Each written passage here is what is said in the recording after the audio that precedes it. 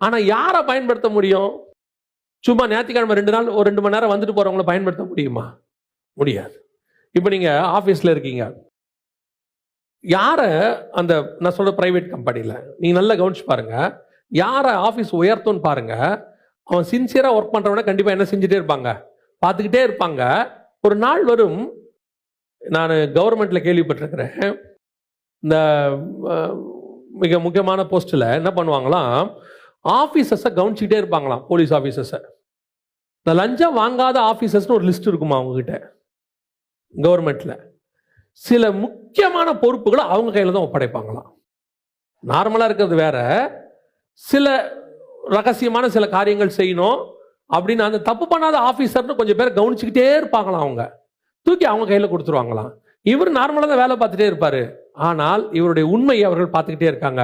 அதே மாதிரிதான் பரலோகம் சபைக்குள்ளே உங்கள் உண்மையை பார்த்து கொண்டே இருக்கிறது.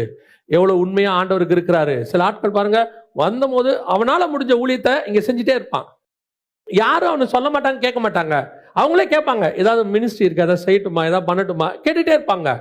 சில ஆட்கள் பாருங்க, வர்றது ஒரு சீட் ரெடி பண்ணி வச்சிருப்பாங்க அவங்களுக்குன்னு, அந்த இடத்துல தான் உட்காருவாங்க. வேற இடத்துல உட்காந்தாங்கன்னா செய்தி கேட்ட மாதிரியே இருக்காது. கிறிஸ்துவுக்கு உங்களால் என்ன பிரயோஜனம்? தசமாங்காணி கொடுக்குறேன், அது கிறிஸ்து கொடுத்ததுல நீங்க திருப்பி கொடுக்குறீங்க. நீங்க உங்களால கிறிஸ்துவுக்கு என்ன பிரயோஜனம்? என்ன செய்றீங்க ஆண்டவருக்கு? அதை முதல்ல பாருங்க. அண்ணால எடுத்துக்கொள்ளுங்க. குழந்தையே இல்ல, ஒன்னே ஒண்ணு கொடுக்குறாரு. அதை கொண்டு வந்து யார்கிட்ட கொடுத்துட்டாங்க? ஆண்டவர்கிட்ட கொடுத்துட்டாங்க. இன்னைக்கு 2 இருக்கு, 3 இருக்கு, 1 ஆண்டவருக்கு கொடுக்க இஷ்டம் வரல. பரிசேயர் சதுசேயர் நீதியை பார்க்கிலும் உங்கள் நீதி எப்படி இருக்கணும்? மேலானதாக காணப்பட வேண்டும். கர்த்தர் பார்த்துக்கிட்டே இருக்கிறாரு.